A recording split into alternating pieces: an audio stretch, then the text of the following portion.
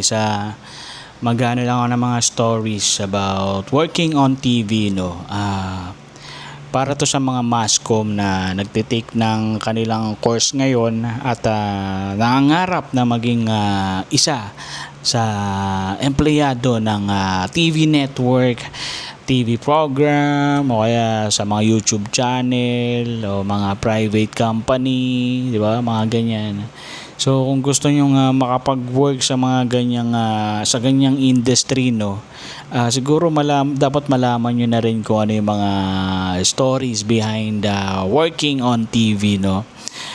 Marami akong na-experience diyan at marami rin namang masasayang alaala, pero talagang sobrang hirap mag-work sa TV industry. Dapat makapal mukha mo dyan, matibay loob mo, at hindi ka tatagal dyan kung mahina yung loob mo, no. Dapat marunong kang tumanggap ng insult, ng mistakes, kahit hindi mo kasalanan, ituturo sa'yo. Maraming ganyan, pero yan yung magmo-mold sa'yo para gumaling. Tapos may politics din dyan, di ba? Pag gusto ng isang tao yung position mo, sisiraan ka behind your back. Though they talk something bad against you, let them talk na lang, kasi mapapakita naman sa pagtatrabaho mo na maayos kung tama ba talaga yung mga sinasabi nila or hindi. So yun lang naman siguro yung dyan, titibayan mo at hanggang sa mag-ipon ka dyan, kasi hindi yan pang matagalan dapat malakas ka dyan. Yung health mo, kung ma-assign ka sa pre-prod, mahirap yan kasi ayusin mo yung yung buong program, di ba? Ikaw yung naka-assign sa kung saan bagay, pero dapat maayos mo yun before live show, ganyan, before taping. So dapat mabilis ka diyan, lalo na sa live, kasi dapat ka diyan, bukod sa mabilis ka diyan, dapat aware ka sa mga nangyayari. Hindi ka maghihintay ng iuutos sa'yo. Dapat may initiative ka dyan at dapat ka dyan, mabilis ka mag-isip. Iisipin mo lahat ng mga bagay na makakatulong sa show, no. Pero wag naman yung yung ikaw lang yung nakakaalam, pero dapat papaalam mo din sa kanilang lahat. At madami yung matutulong sa inyo, matuturo sa inyo, pero medyo nakalimutan ko lang iba. Wait lang, ayusin ko lang yung buhok ko, Yan, no.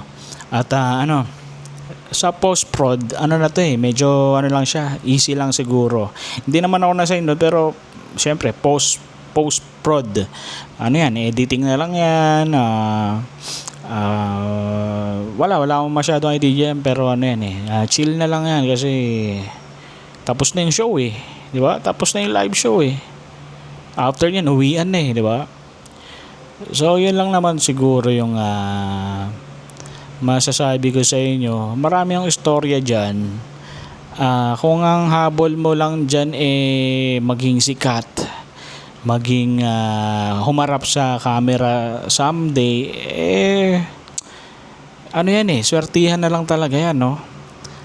Siguro sumipsip ka sa sa mga artista, sumipsip ka sa mga big boss.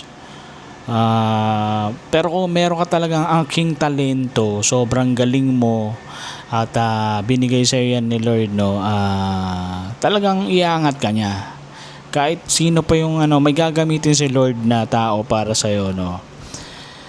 Then kung gusto mo talagang sumikat, pero kung gusto mo lang talaga mag-work sa isang TV network, matawag lang na isang taga ABS-CBN, taga GMA, ganyan, pagbutihan mo at siguro mag-ipon ka, mag-invest ka, kasi nga mabilis lang yung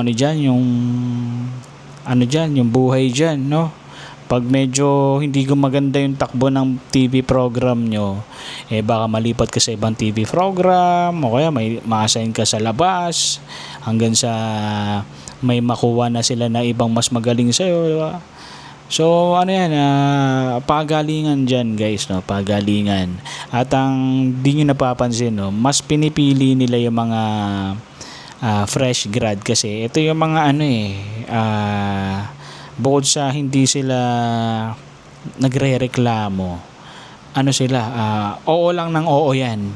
Sunod lang ng sunod kahit lugi yung bayad. Ano yan, susunod at susunod sa iyo yan. Sa mga matataas, no? Kasi ano yan binubuo pa nila yung pangarap nila Pero pag medyo napag-isip-isip na nila, no? Pag tumagal na sila mga 3 years, 4 years, pag ma-realize nila na parang lugi ako dito, ang dami kong ginagawa tapos kayo puro kwentuhan lang kayo dyan sa loob habang kami talagang inaayos namin yung program, tapos mas malaki yung bayad sa inyo, no? Parang gano'n, no? Hanggang sa ma-realize mo na mag-resign, ganyan yung naisip ko nun Tapos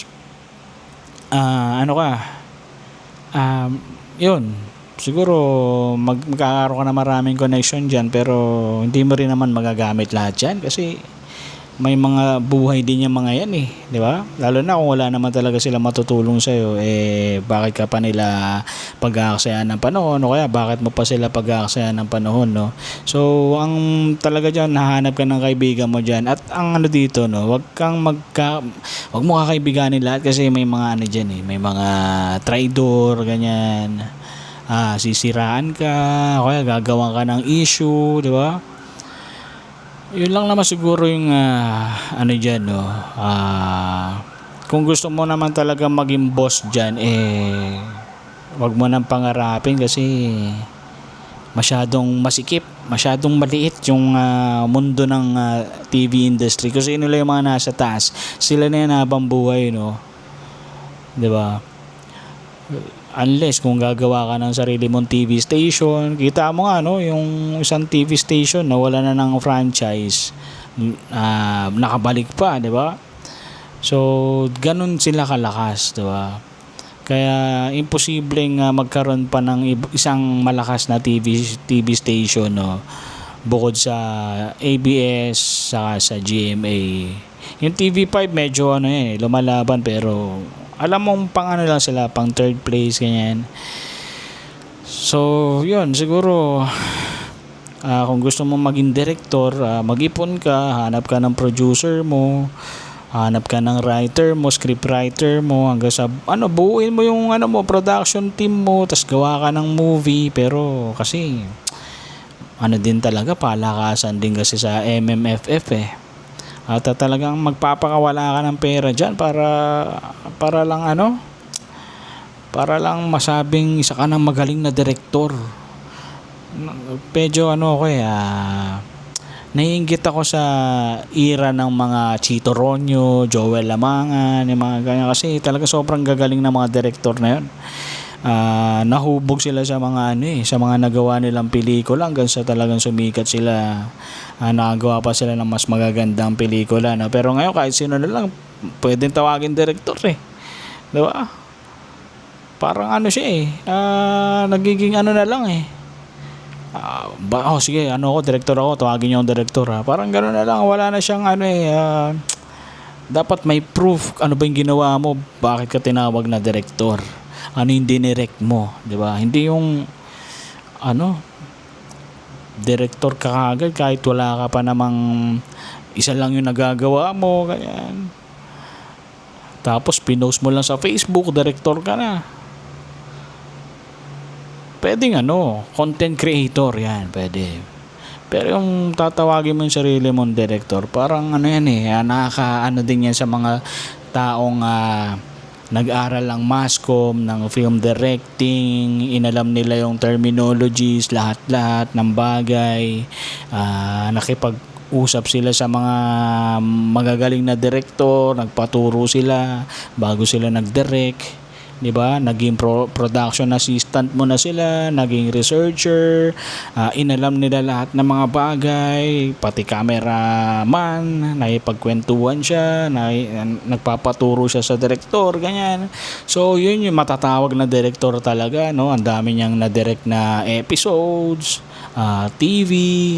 TV shows, mga ganyan. Yun yung director. Pero yung may ginawa ka lang na content sa Facebook o sa YouTube tapos pinost mo, matatawag mo ng director ka? Hindi, content creator yun. Okay?